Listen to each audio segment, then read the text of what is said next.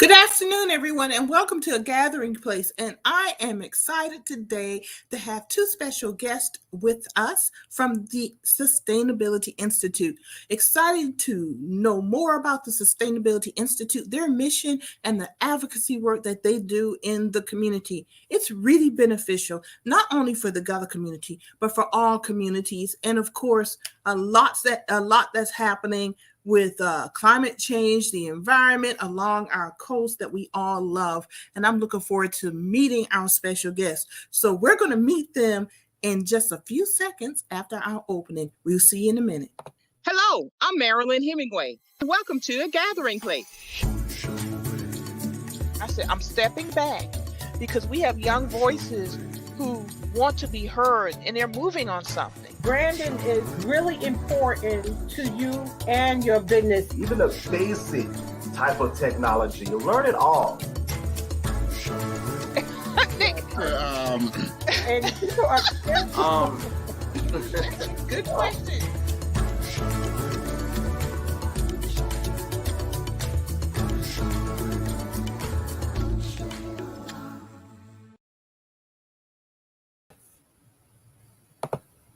You know, folks, every time I play that little show opening, I'm in the back just doing my little bunks because I don't know, it just makes me happy. And just as happy I am to welcome our guests. So let's just get rolling because we want to know more about the Sustainability Institute, its mission, and what it's doing in our community. And of course, we're going to talk a little bit about the upcoming Gullah Geechee Environmental and Energy Conference this Saturday. And of course, we encourage everybody, get registered now. We're looking forward to everybody joining us. Let's go to our guests and we welcome Mr. Bryan Cordell. Bryan, how are you today? Great. How are you doing? I'm doing great. Thank you very much. Glad to have you here. And let's bring your colleague in. Ashley, you are muted. So if you can unmute there. All right. Hi, Ash. I love Ashley Lavender. That is such a cool name. Thank you. Hello. Glad to have you with us here, Ashley. So I'm going to start. Let's hop right on into it.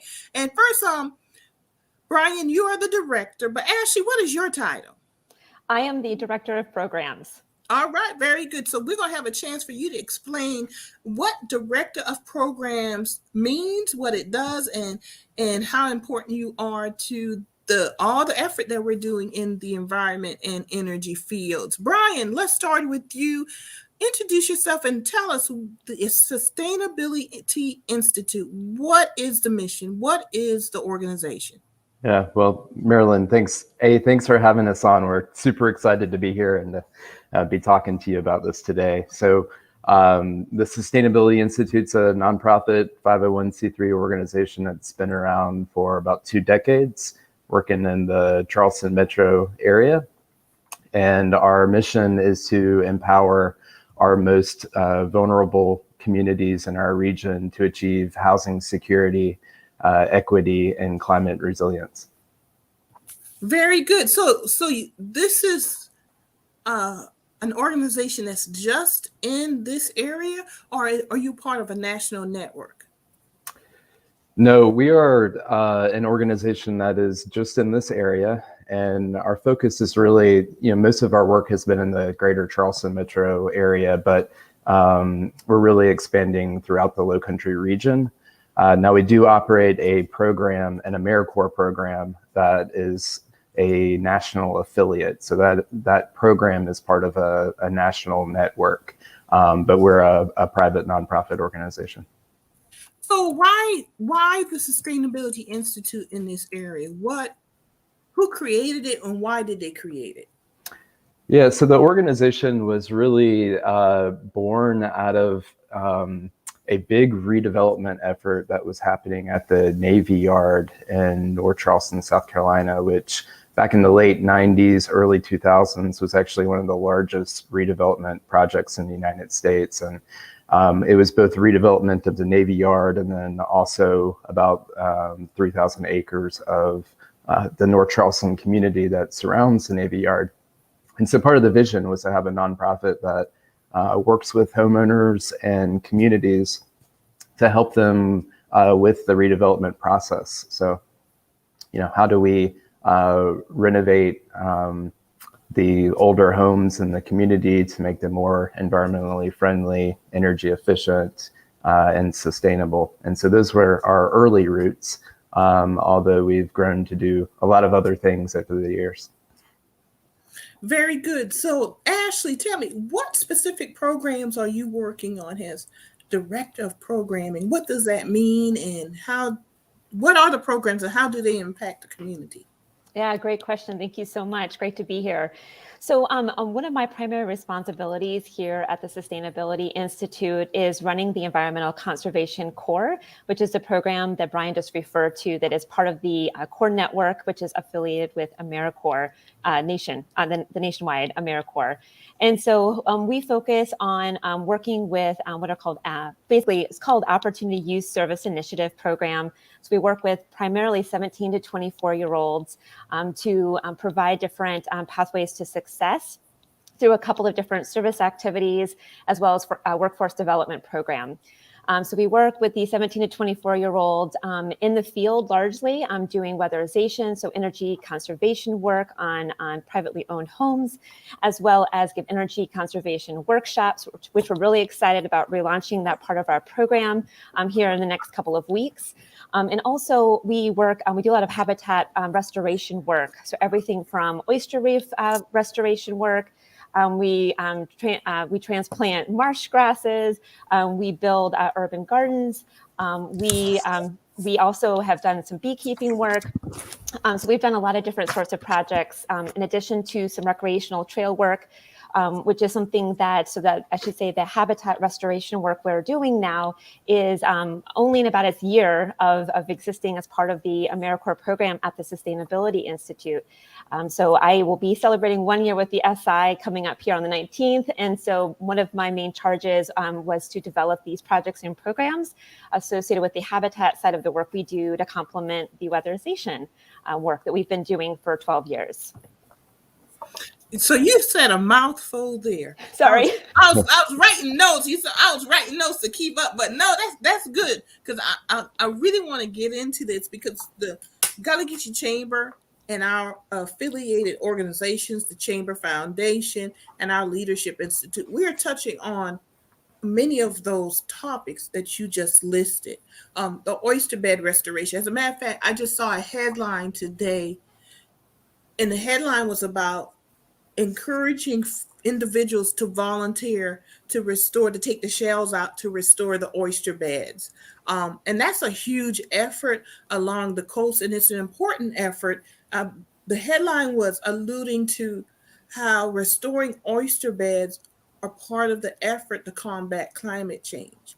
And we don't think about things like that, but those small programs, if you will, make a big difference if we all work together. And then you talked about habitat restoration, beekeeping. So give me more, when you talk about habitat restoration, give me a good example of that. What does that mean? Yeah, absolutely. So it could be things as simple as litter cleanups. We certainly do that. But one thing that we really strive to do is provide opportunities for to develop skill sets that can be used then to secure employment opportunities upon the completion of the Corps members' time with the Sustainability Institute. And so in some cases, it's linked more to green infrastructure and coastal resilience, is thinking about, for example, building rain gardens. So recently, several team members, including myself, are now certified master rain gardeners, which means that what we can do is help mitigate flooding, which is a major issue here in the Low Country, right? Mm-hmm. And basically what it is it's a form of stormwater treatment that incorporates natural elements. So it incorporates, for example, pollinator-friendly species. It helps to basically redirect water that collects on impervious surfaces so that the water can't penetrate there to areas where the water can percolate through the soil. I'm showing my biology passion right now, in order to basically, to trap those nutrients that we need for the growth of different plant life to support other forms of life, but also it removes pollutants from the waterway and from our habitat in general. So, Bryan, Ashley does a lot. I want to tease you, but what do you do, Bryan? Team effort. Yeah. This most, is like one item, and there's a lot involved in this and everything. I'm just kidding. I'm no, just kidding. in all honesty, it's mostly supporting Ashley, and we have an amazing team of people at the Institute that all have a little bit of a different area of expertise, and it's really that combined knowledge that's been really helpful in getting these projects going. So how big is your team? So it's a small team right now. It's about 4 full-time and a few part-time individuals. And then we have, an AmeriCorps team, which will be somewhere between 8 and 10 people at any given time. So we're going to get to the AmeriCorps. That's very interesting program. And really, I think we need to get our youth really involved with that. But I'm not 17 to 24. I'm here at home, middle-aged. I'll claim that. And what can I do to learn more about the Sustainability Institute and get involved? Do you have volunteer opportunities? And what does that look like if I want to get involved and even bring you into my community? Love this question. Okay, so now that we're slowly, hopefully moving out of this pandemic, one thing that we're now offering is the opportunity for members of the community to join us who are not necessarily AmeriCorps members. And so for a little while, we pumped the brakes on that just as a safeguard to our team and then the communities we serve, right? So just actually this past Monday, we were down at the Woodlands Nature Reserve, and we were working with actually a member of the Gullah community, which was really wonderful, Bubba Green. And we were learning about mushroom cultivation, for example, there. And for that particular event, we partnered with multiple individuals, including Chef T, who has her own plant-based restaurant, I should say catering business, as well as the College of Charleston.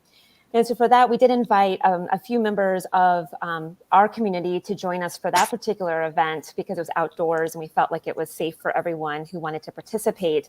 But moving forward, we would like to offer similar opportunities that will be advertised on our social media platforms as well as in our newsletter for those people who are interested.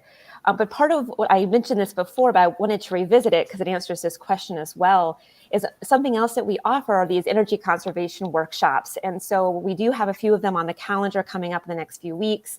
And so part of that is to provide tips and tricks for people to learn how they can save on their utility bills in ways that we're hoping are accessible, right? So teaching even some of the basics about, being mindful of leaving the refrigerator door open, or for example, different types of light bulbs, even not only the usage of those light bulbs, but the disposal of those light bulbs. So that's another way that we try to reach community members and try to empower them through knowledge and allow people to make their own choices, but just to give them more information and hopefully in the most accessible way possible.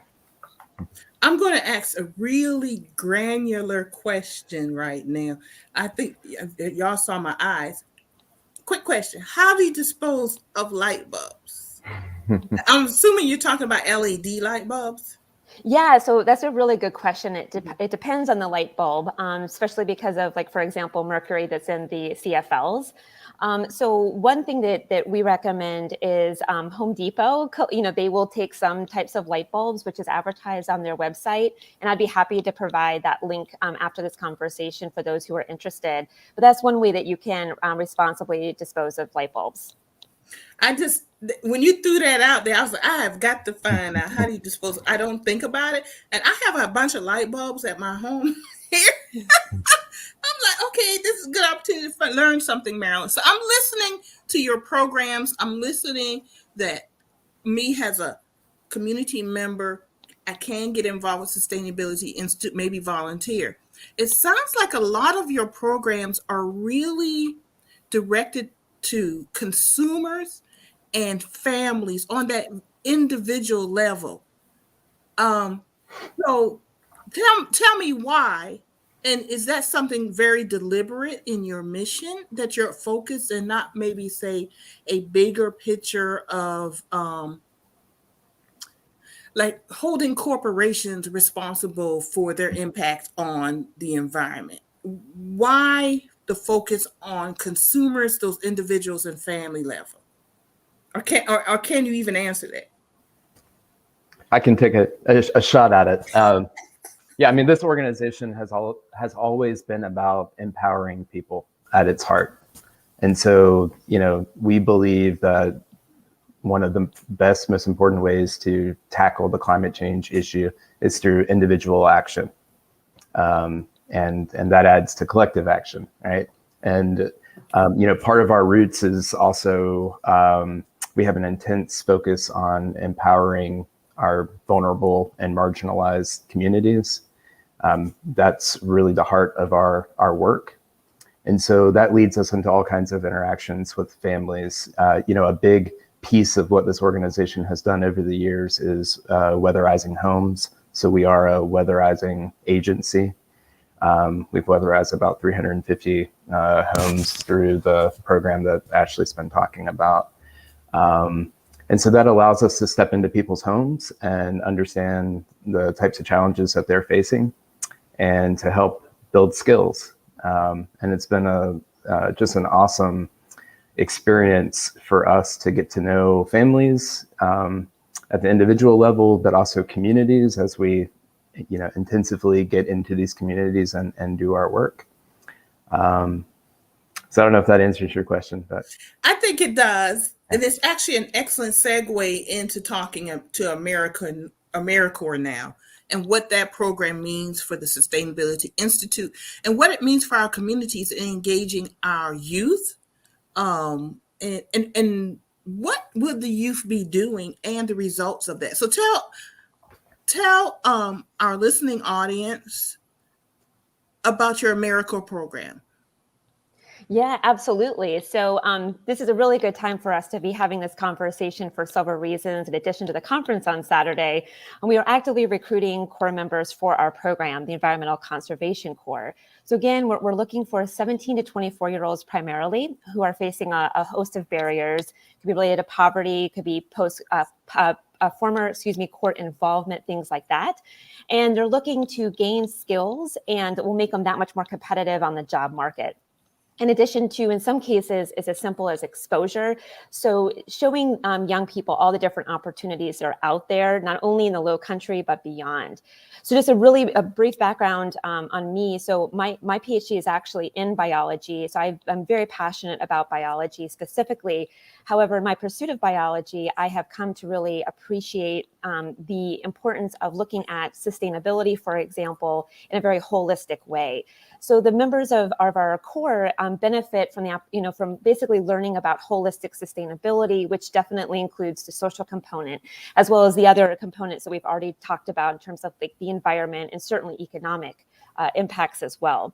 And so part of the benefit of participating in our program, it's not only that Corps members can earn a living allowance as well as an education award upon the completion of the program, but they're also, learning new skills, meeting new people, meeting the, community leaders, other people who might serve as mentors or potential employers in the future.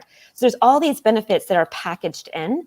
Plus, we're really passionate about providing wraparound services for our Corps members. So let's say somebody is experiencing food insecurity. We work with our local partners here in the North Charleston area to provide snacks as well as ingredients for lunches and water bottles and things like that, so that we're making sure that our Corps members are being taken care of as they're doing this work in the community. So we see that as a fundamental component of the programming, I should say, and key to pursuing sustainability. So it's just very holistic. We certainly talk about, things like, how to save on energy and proper recycling and all of that, but it's so much more than that. Plus, we as staff, we serve as advocates for these young people. We're here to, we're available to listen and to guide and things like that, and to connect them to our networks. And as Bryan said, we all have different areas of expertise. So we bring that to the table. We want to share our knowledge and our skills with these young people to provide opportunity, It sounds like a very impactful program. And I love the thought that you guys work with partner organizations to have a holistic approach to this. If I wanted to be a part of this program, back in the day when I was 17 to 24. How do I get in touch? What do I need to know to be a part of this program? Yes. So essentially, our application needs to be completed, which is a Google form. So one thing that's really important for us to note here is that we're happy to provide all that information for follow-up. But one thing that's important is if somebody does not have access to a computer or they're not really comfortable using the Google platform, staff members could meet with those individuals who are interested in participating, but are maybe concerned about some of these things, or they see these as barriers, and we can talk with them through that process. We do have an interview that is part of the application process, but honestly, just like this, it's really a conversation. It gives the potential core member an opportunity to get to know us better. We get to know them better. We learn more about their interests and how we could perhaps, provide a specific, opportunities for those individuals. Like, say, for example, even though we focus on, like I said before, like habitat work and weatherization, we have core members that would really like to learn more about logistics and they want to become forklift operators. Well, we can help them with that. So it's not, in other words, we try to take a very individualized approach on the workforce development side of the work we do. But at the same time, there's a lot of opportunity to learn team building skills and how to be a leader, things like that. Very good. So I had a question and went out of my head just that quickly. I'll just blame age on that. I had a senior moment here. I really want to get into this and really encourage folks to apply for this program, contact the Sustainability Institute. I like the fact, so the Gullah-Geechee Chamber of Commerce, when I started this in 2018, our advocacy is about addressing climate change because I know both of you understand that it impacts us right now. Along this coast, we see it every day impacting us. Environmental justice and career and business opportunities in green renewable energy. Because one, it's the future. Two, I want folks to be part of the solution. And being part of the solution is not only is it volunteering, but it's also possible career and business opportunities in green renewable energy. So I see this program that you're talking about, and Bryan and I had a brief discussion about it earlier, is that it's a good way to get in the door and learn as you're out there actually doing. And that's one of the things I love about AmeriCorps. It's not just in a classroom, it's real life learning on the job, if you will. And to hear about this program and what's available, this is to me a true gateway into career or business opportunities with green renewable energy and with the environment. And there's a lot out there that my community, we're just simply not even aware of. And I think this program that you have with AmeriCorps, so is it called AmeriCorps or is it like Environmental Conservation Corps? I think I saw something else. But I think this is a wonderful program and a great opportunity for individuals and the community to be impacted by this program. And I said a lot, so I did kind of remember what I wanted to say, didn't I? Marilyn, I'll just add to what you were just saying that, for a young person that is interested in conservation but doesn't know exactly what the future looks like for them or what skills that they can obtain, they care about climate change and would like to do something about it. This is an awesome opportunity just to get exposed to conservation and to explore in a very hands-on way what conservation looks like in your community. And every day, as Ashley will tell you, is a different experience. You're weatherizing houses one day and we're out, up in the Francis Marion the next day. And that's one of the things that really makes this a truly awesome experience for young people too, is just being able to work in these very different environments and to learn about how a changing climate is impacting each of these places that they're in.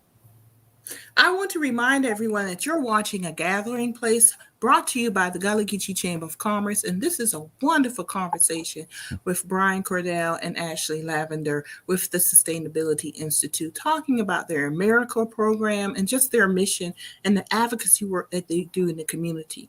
I want to ask you this question about the longevity of the organization. have you, I don't know, were you both with it from the beginning? I know I'm not trying to age y'all at all, because but the reason I'm asking is, do you see a difference in 2021 than like 20 years ago with the level of knowledge, the engagement, or anything at all? Do you see a difference of people really understanding climate change, being aware of the environment, environmental justice? And if you do, how does it impact what you do? Well, I'll start. I mean, I've been with the organization since 2006, so I'm aging myself here. But without a doubt, the awareness and concern around climate change has significantly increased over that period of time, and we're now understanding the impacts that a changing climate is having on our communities, at a much different scale than we were before.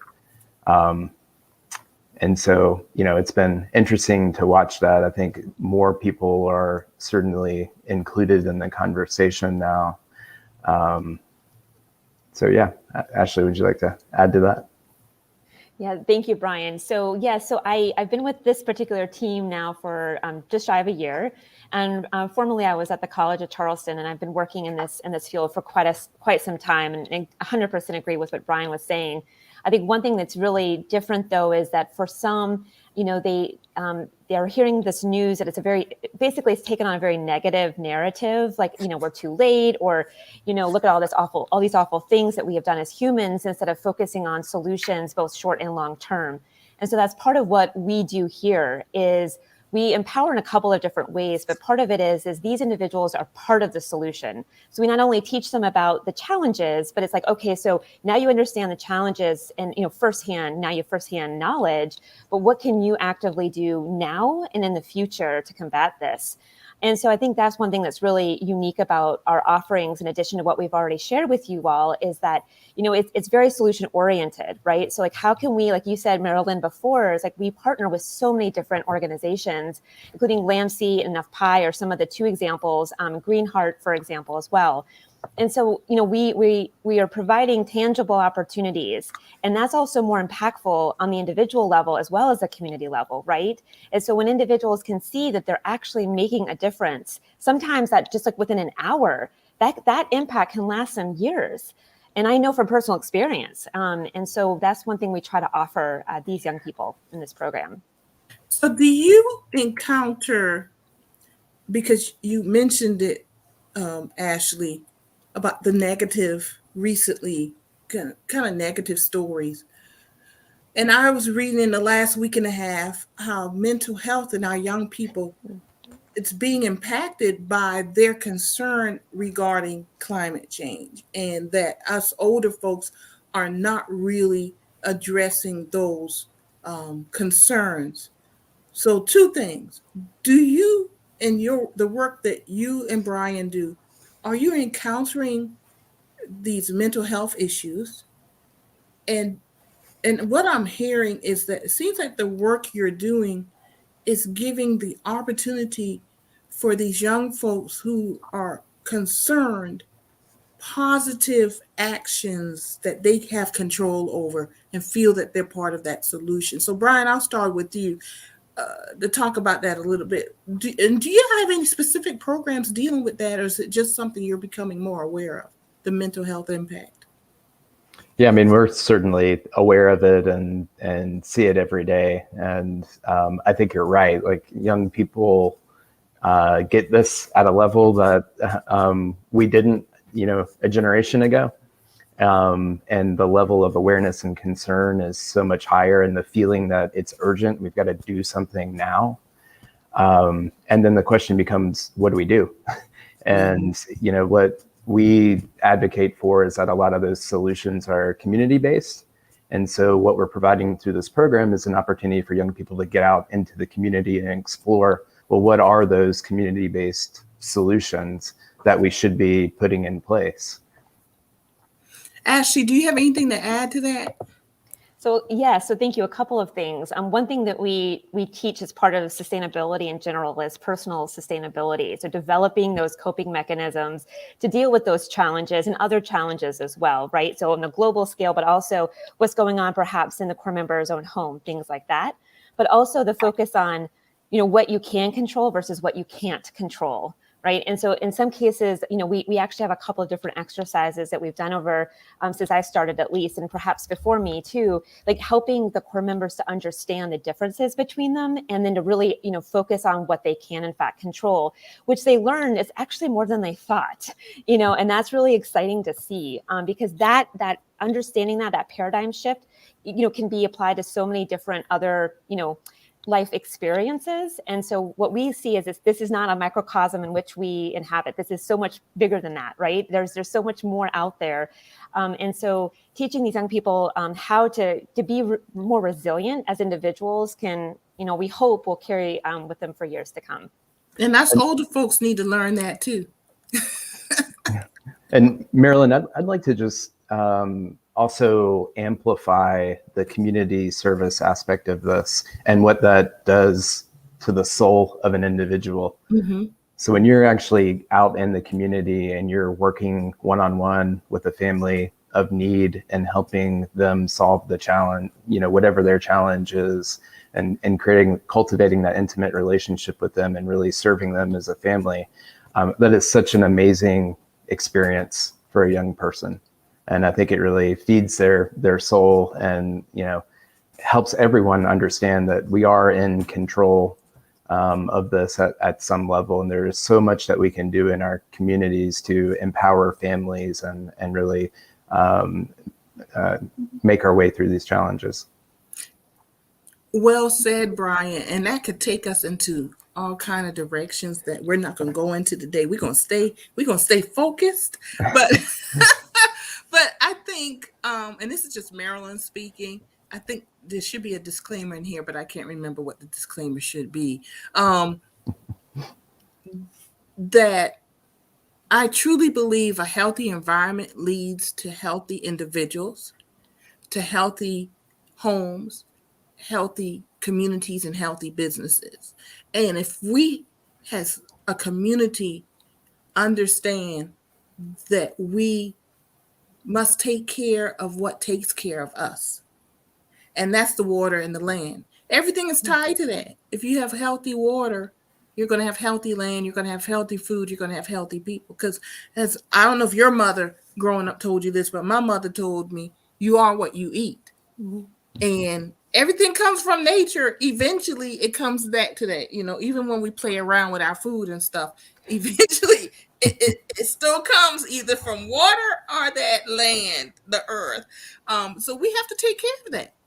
And that's being Gullah, a descendant of enslaved Africans who were brought here because of their knowledge of controlling the water and managing the land. It's something that's very inherent.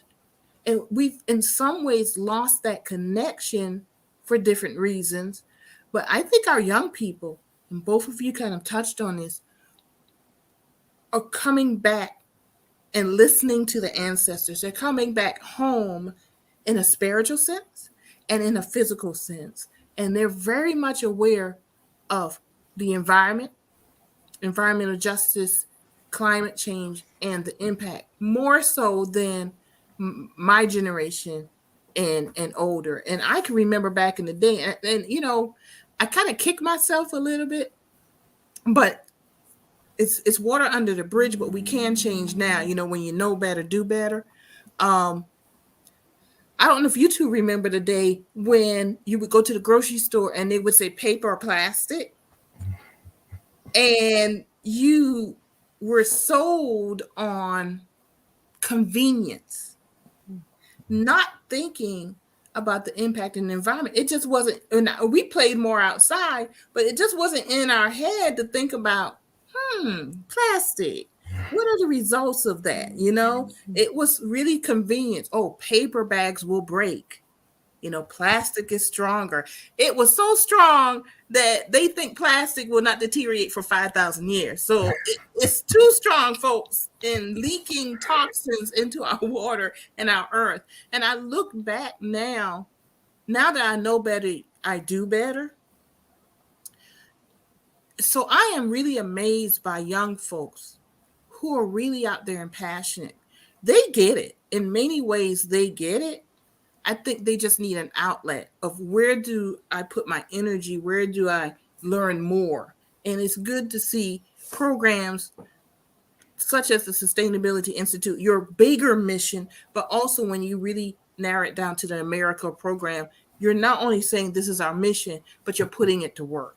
And I think that's a wonderful thing. I said a lot to say, I really do think you have impact. I really, really glad that I'm getting to know more about the Sustainability Institute and what you do. I'm looking forward to good future stuff and all. So anything else? I want to get into what's coming this weekend in your role and everything, but anything else we need to know in general, Ashley and Bryan, about the Sustainability Institute and your programs? Well, just really briefly, at least from me, is that, you hit the nail on the head. It's about reconnecting to the earth and its resources. And so one other skill set that we just added to our repertoire is actually water quality monitoring, which we see is really important. And especially where we are situated here in North Charleston, there are not a lot of monitors. And so we see as our waterways is another form of community connectivity, right? So we're connected not only to the earth this way, but also to other people, et cetera, through our waterways. And so, one thing that brought me to the Charleston area was the unique conservation ethos of this community. And so it's something that's really is an honor and a privilege to be a part of this program, to be part of this team, and to be working with these young people and reconnecting them to the land and to water. Yeah. So the other thing I would just like to briefly mention is that we have, going back to the crew members that we're currently recruiting, we have different levels of commitment of and opportunities are called slot types or different position types through the AmeriCorps program. And so if there are people who are interested in learning more about those levels of commitment and the associated living allowance and education award, I'd be happy to speak to them.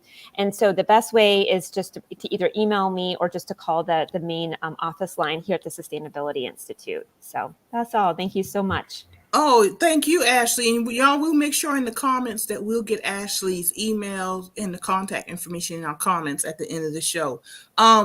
So you said something about water quality monitoring, and you guys are in North Charleston. So I'm assuming that you're aware of this, and correct me if I'm wrong.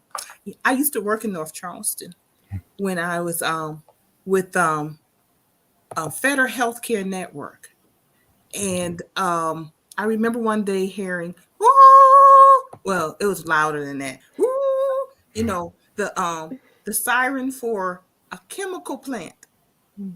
And it was a practice, they did it once a quarter. I'm like, what in the world is that noise? So I was asking my fellow staff members, and they were telling me that in North Charleston alone, there are over 121 chemical plants and facilities.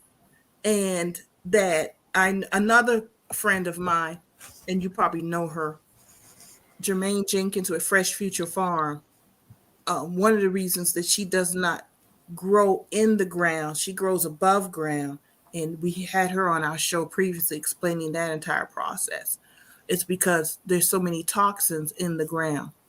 So when you talk about water quality monitoring, is that part of it? Is that what you're looking at? The impact of what's in the ground and leaching into our water? Yeah, absolutely. So, great question. So I could go on a little bit too long on this. So just a couple of brief things here. So one thing that we're looking for is more like a high level, not a granular level as you were talking about before, but a higher level understanding of what's going on and what's in the water itself. So there's different protocols for freshwater systems and saltwater systems. So our team is positioned to be the first in the area to be able to do both forms of testing. And so it's really like a kind of like a composite. So just getting an idea of, like, for example, E. coli, which is highly problematic, certain strains, I should say, are highly problematic to human health. And so the focus of these monitoring efforts is really linking back to human health, as well as the health of nature in general. And so we also look at, for example, like the turbidity of the water. So like looking at the amount of suspended particulates in the water column, because that also affects water quality.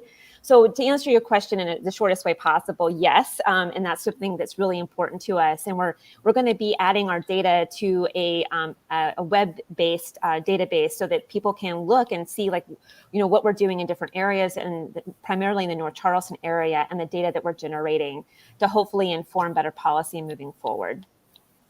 Very good. So if I'm in Georgetown, how can I get involved with water quality monitoring or any of your programs? Are you guys in Georgetown? Do you cover the entire coast or the Tri-County? And I know Bryan mentioned it, so I apologize, Bryan, for not remembering. No, you're good. So what's your geographic area?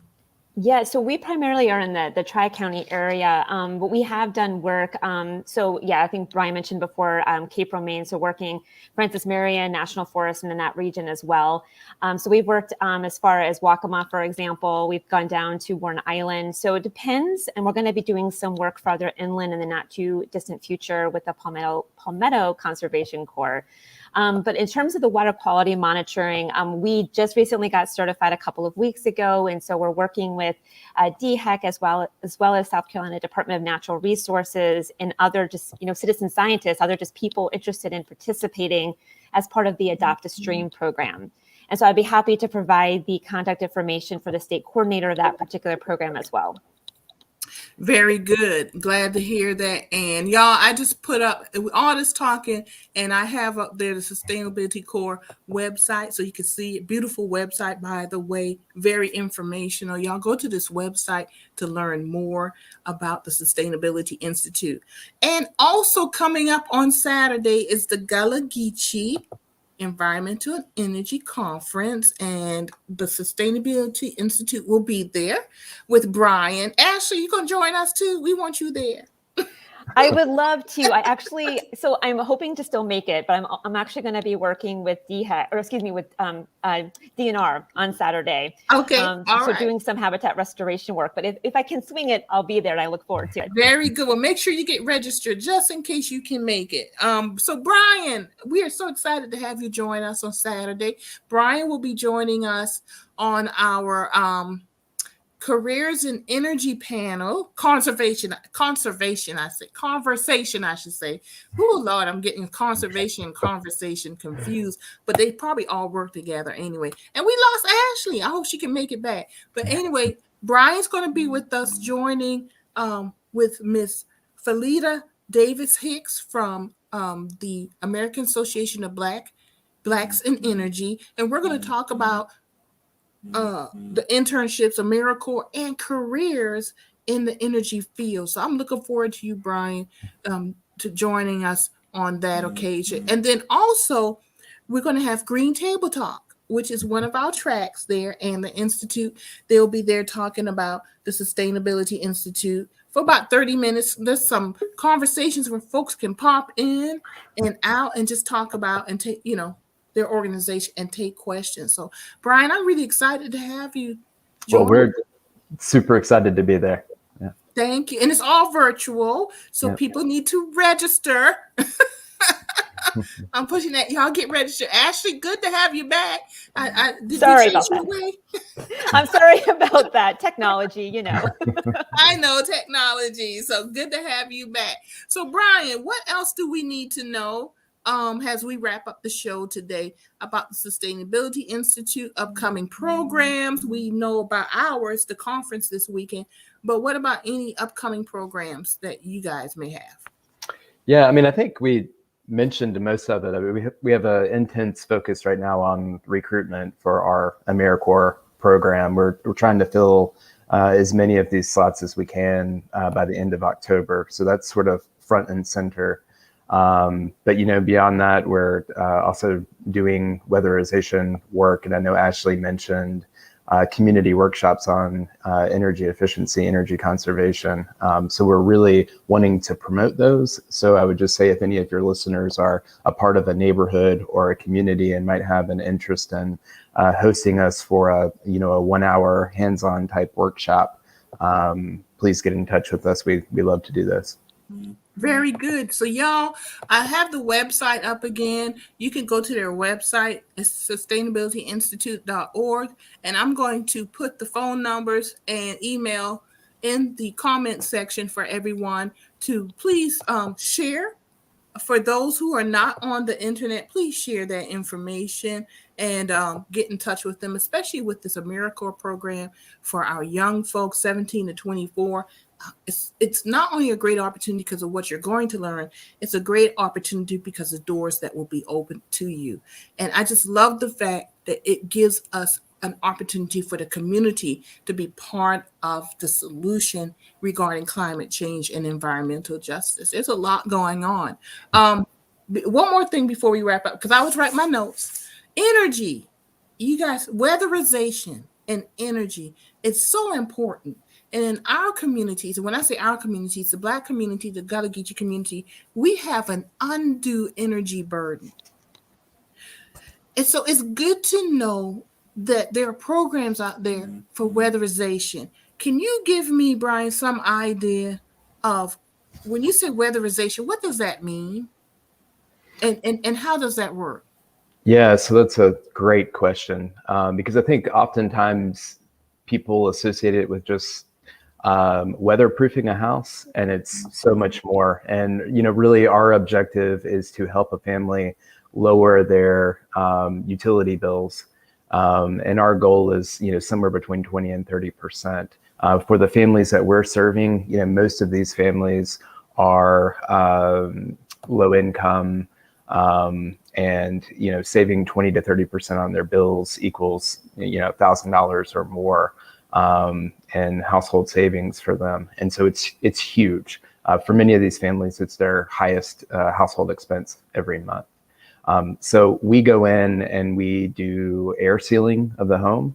So that's caulking, weather stripping, sealing the building envelope in all kinds of different ways, which means that when people use their air conditioning and heat, it stays inside and doesn't seep to the outside, to the outdoors.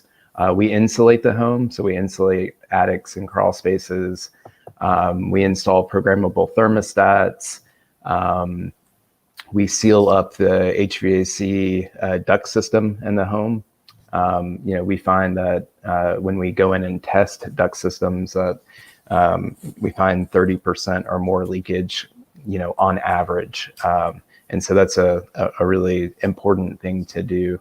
We switch out all the light bulbs for LED. It's really a combination of some simple low-hanging fruit things and then some much more technical actions like insulating the house. And through it all, one of our primary objectives is to empower the family. So we're educating them on the behavioral things that they can do in their home to further decrease their utility bills.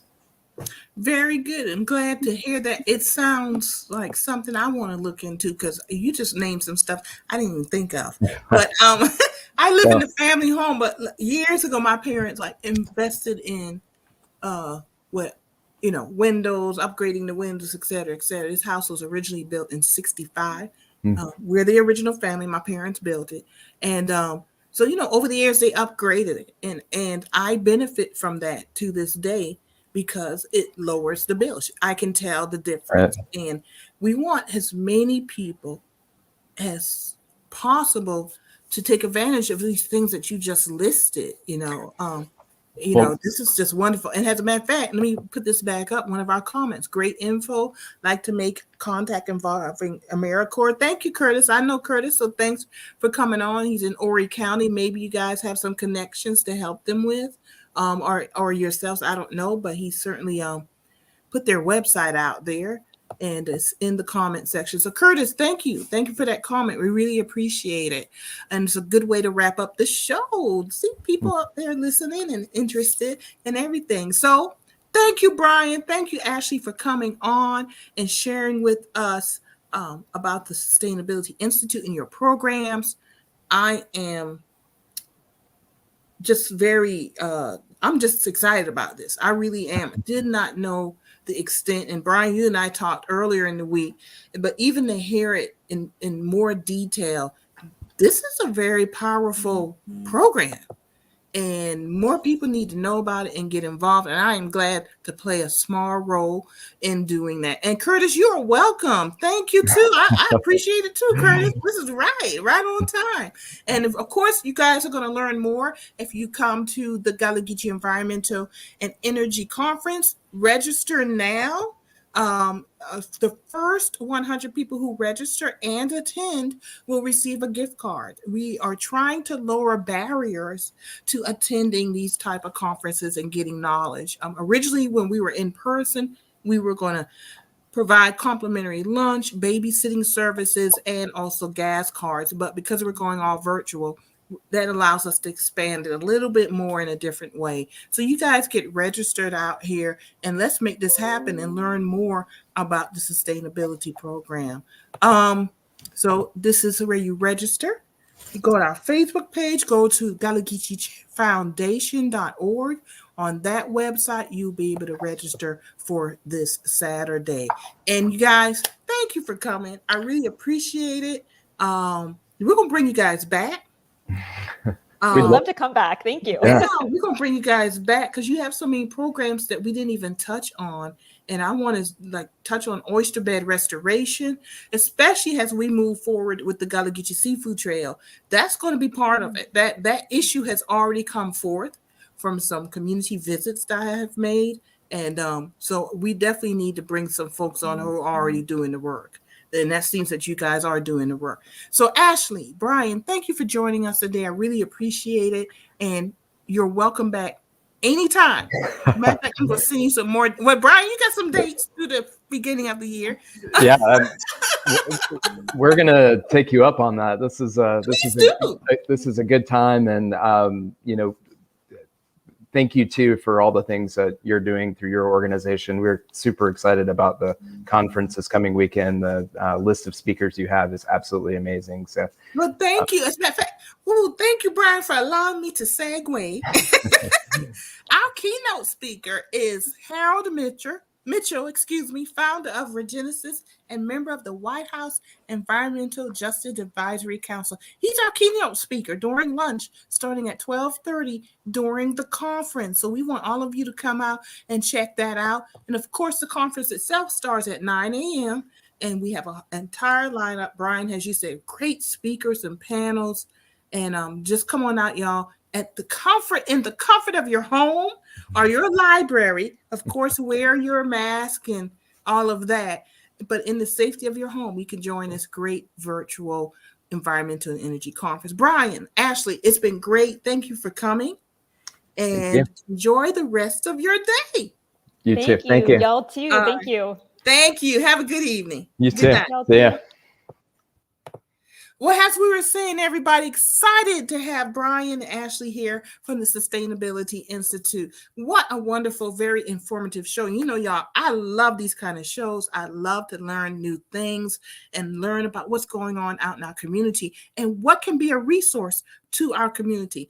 And just to let you know, this is we're kicking off with the conference every second Wednesday on A Gathering Place, our environmental and energy conversations. And I am just so happy that the Sustainability Institute is the first organization to come on and restart these conversations with us. So if you are out there and you're an individual who's interested in the environment movement, and in green renewable energy and addressing climate change, you're out there doing the work, contact us. We'd love to bring you on and learn more about what you're doing. And of course, join us this Saturday for the Gullah Geechee Environmental and Energy Conference. It is virtual. It's all virtual, and it starts at 9 a.m. Please register today. You can go to our GallagheechieFoundation.org website and register today. It is free.